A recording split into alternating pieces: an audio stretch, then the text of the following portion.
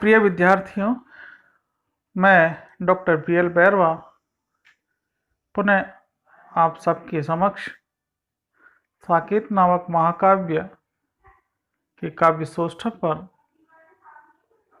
यह ई व्याख्यान लेकर प्रस्तुत हुआ हूँ।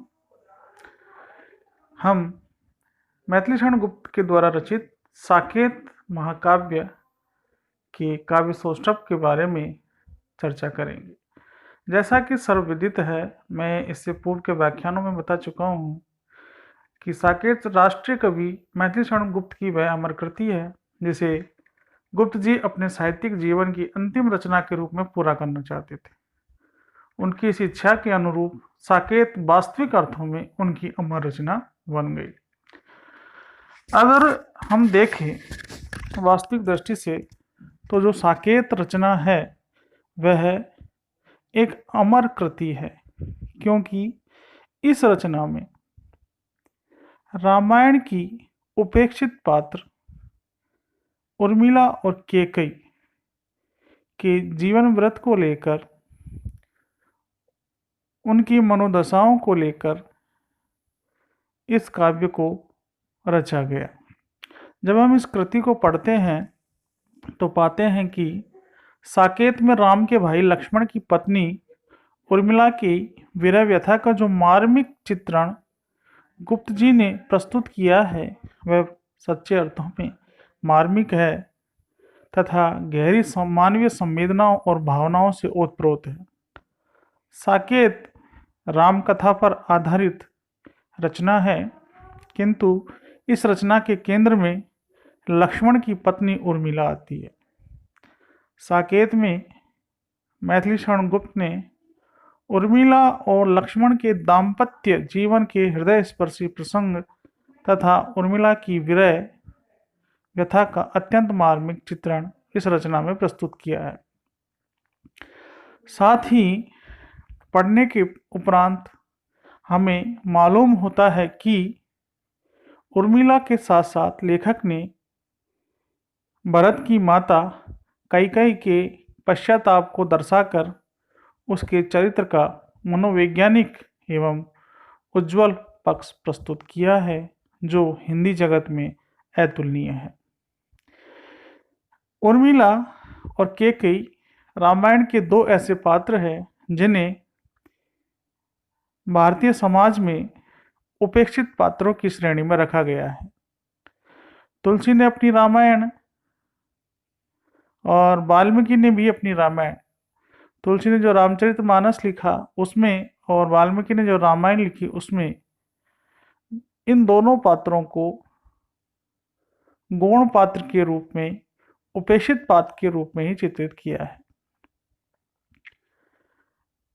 केकई को कुल का कलंक कहा है तथा उर्मिला को एक साधारण नायिका के रूप में चित्रित किया है। जबकि हिंदी जगत में पहली बार उर्मिला और केकई के मनोवैज्ञानिक और उज्ज्वल पक्ष को साकेत में प्रस्तुत करने का कार्य मैथिलीशरण गुप्त ने किया है। हम साकेत को जब पढ़ते हैं तो पढ़ने के बाद इसकी काव्यगत विशेषताओं को या कहें काव्य सौष्ठव को निम्नलिखित बिंदुओं के माध्यम से समझ सकते हैं। सबसे पहली जो विशेषता है साकेत की वह है प्रबंधात्मकता, यानी यह जो काव्य है इसे महाकाव्य की श्रेणी में रखा गया है। मोटे रूप में कहे तो महाकाव्य के जितने भी तत्व होते हैं, विशेषताएं होती हैं, वो इस रचना में हमें देखने को मिलती है। जैसे मंगलाचरण, सर्गबद्धता, धर्म अर्थ काम मोक्ष की प्राप्ति परम उद्देश्य, ऐतिहासिक कथानक, पात्रों का चरित्र चित्रण कथा के अनुसार, नायक और नायिका उच्च कुल या महान गुणों से ओतप्रोत। तो ये सारी विशेषताएं हमें साकेत में दिखाई देती है। रस से परिपूर्णता, उद्देश्य परिपूर्ण, जब हम साकेत के नवम सर्ग को देखते हैं या प्रथम सर्ग को देखते हैं तो पाते हैं कि साकेत की जो नवम सर्ग की शुरू की जो पंक्तियां हैं उनमें राजा जनक की जयकार की गई है, जो कि उर्मिला और जानकी के पिता हैं। ये मंगलाचरण है। साकेत की जो कथा है वो कुल 12 सर्गों में विभाजित है, जो कि सर्गबद्धता के गुण को परिपूर्ण करती है। उर्मिला की वीर व्यथा के साथ साथ के मनोवैज्ञानिक उज्जवल पक्ष को प्रस्तुत करना भी इसका परम उद्देश्य रहा है, जो इसकी प्रबंधात्मकता का प्रमुख गुण है। दूसरी विशेषता विरह वर्णन की मौलिकता।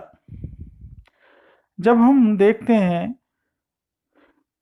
कि लेखक ने उर्मिला का जो विरह वर्णन किया है वह विरह वर्णन रीतिकालीन विरह वर्णन के समीप है, यानी जो नायिका है वो अपने प्रियतम से दूर रहकर किस तरह व्यथित होती है, दुखी होती है, किस तरह प्राकृतिक उपादान उसे कष्ट पहुंचाते हैं, ठीक उसी प्रकार उर्मिला को पति लक्ष्मण के वियोग में प्रकृति की सभी सुखकर वस्तुएं दुखकारी लगती है। जब हमें उर्मिला की वीर व्यथा का मालूम चलता है तो देखने पर प्रतीत होता है कि जो ये विरह वर्णन है वो वास्तव में मौलिक है। जो चंद्रमा शीतलता प्रदान करता है वह उर्मिला को नागिन के समान डसता दिखाई देता है।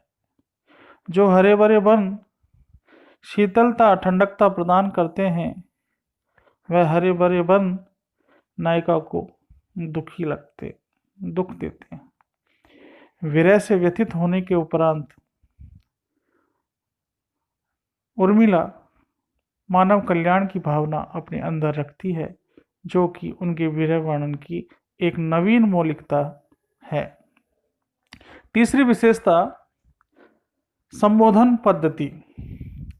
लेखक बार बार कथा को प्रस्तुत करते समय प्रत्येक सर्ग में संबोधन पद्धति का सहारा लेता है। इसका एग्जाम्पल हम देख सकते हैं। करुणा क्यों रोती है, उत्तर में और अधिक तू रोई। करुणा को संबोधन, कभी सखी को संबोधन, कभी मालिनों का संबोधन, तो कभी स्वयं को संबोधन। यानी संपूर्ण काव्य में हमें संबोधन पद्धति दिखाई पड़ती है और यह संबोधन पद्धति ही इस महाकाव्य में गतिशीलता लाने का कार्य करती है, जिससे कहानी अपने उद्देश्य की ओर आगे बढ़ती हुई प्रतीत होती है। तो संबोधन पद्धति साकेत महाकाव्य की तीसरी सबसे प्रमुख विशेषता है। चौथी विशेषता देखें, उक्ति वैचित्र्य। लेखक ने लोकोक्ति और मुहावरों के साथ साथ उक्ति वैचित्र्य का भी प्रयोग किया है। जब हम नवम सर्ग की कथा को पढ़ते हैं तो पाते हैं कि लेखक ने उक्ति वैचित्र्यों के साथ साथ लोकोक्ति और मुहावरों का भी प्रयोग किया है। उर्मिला को विरह व्यथा में अपना जो विषम वियोग है वह भी योग के समान लगता है। तो विषम वियोग और योग दोनों समान, ये उक्ति वैचित्र्य है। तीसरी विशेषता जो हम इसकी देखते हैं वो है मध्या नायिका चित्रण। मध्या नायिका चित्रण।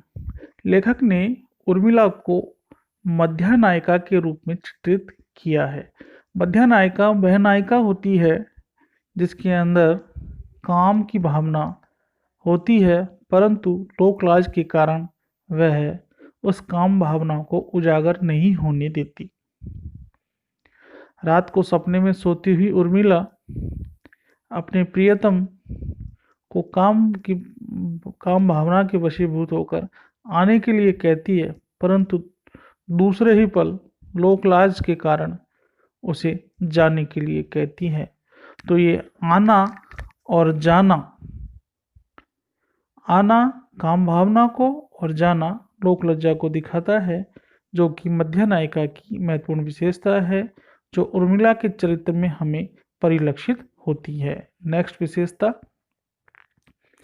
उर्मिला की विरह व्यथा का मार्मिक चित्रण। सबसे महत्वपूर्ण विशेषता मोटे शब्दों में कहें तो वो है उर्मिला की विरह व्यथा का मार्मिक चित्रण। प्रिय वियोग में उर्मिला को ना खाना अच्छा लगता है, ना पीना अच्छा लगता है, ना नए वस्त्र धारण करना अच्छा लगता है। वो आचरण की शुद्धता पर बल देते हुए मानव कल्याण के मार्ग का अनुसरण करते हुए अपने प्रियतम के आने का इंतजार करती हुई दिखाई देती है। उर्मिला की जो विरह भावना है वह जीवंत विरह भावना है। उसको देखने पर ऐसा लगता है मानो सारे दुनिया के संकट, सारी पृथ्वी के दुख उर्मिला के पास आ गए हैं। राजभवन में पैदा हुई हर्षोल्लास को लेकर आने वाली उर्मिला को ना तो वन मिल पाता है और ना ही राजभवन मिल पाता है। शुरू से ही पति वियोग में रहने वाली उर्मिला की विरह व्यथा सच्चे अर्थों में मार्मिक है। नेक्स्ट विशेषता, कला पक्ष की दृष्टि से देखिए तो लेखक ने साकेत महाकाव्य में शुद्ध या विशुद्ध खड़ी बोली हिंदी का प्रयोग किया है। खड़ी बोली हिंदी के साथ साथ जो शब्द योजना है, उस शब्द योजना में लेखक ने तत्सम प्रधान शब्दावली का प्रचुर प्रयोग किया है। देशज, विदेशज तथा उर्दू शब्दावली भी हमें यदा कदा दिखाई पड़ती है और ये खड़ी बोली ही इसे सरस, सहज और स्वाभाविक रूप प्रदान करती है। दूसरा, प्रतीकात्मक शैली। लेखक लाक्षणिक और प्रतीकात्मक शैली के सहारे उर्मिला की विरह व्यथा को चित्रित करने में सफल सिद्ध हुए हैं। ये प्रतीकात्मक शैली है कि जो उर्मिला अपनी कथनों के द्वारा अपनी मनोवैज्ञानिक मनोदशा को व्यक्त करने में सफल सिद्ध हो सकी। प्रतीकात्मक शैली के साथ साथ लेखक ने इस रचना में बहुत सारे छंदों और बहुत सारे अलंकारों का प्रयोग किया है। छंद और अलंकार काव्य की शोभा को बढ़ा देते हैं। साकेत के कुल जो 12 सर्ग हैं, उन 12 सर्गों में हमें विविध छंद जैसे आर्य छंद, शार्दूल विक्रिय छंद, यमक, उपमा, स्मरण, सांग रूपक अलंकार, ऐसे बहुत सारे अलंकार हैं जो इसमें लेखक ने प्रयुक्त किए हैं। तो प्रिय विद्यार्थियों, आज के इस ई व्याख्यान में हमने साकेत रचना की काव्य सौष्ठव के बारे में चर्चा की। काव्य सौष्ठव यानी काव्य की विशेषताएं। मोटे रूप से ये सारी विशेषताएं साकेत को एक अमर कृति बनाने में महत्वपूर्ण भूमिका अदा करते हैं। उम्मीद करता हूँ कि यह व्याख्यान आपकी समझ में आया होगा और आशा करता हूँ कि आप मेरे इस YouTube चैनल को लाइक और सब्सक्राइब करेंगे। धन्यवाद। जल्दी ही नेक्स्ट वीडियो में आपके सम्मुख प्रस्तुत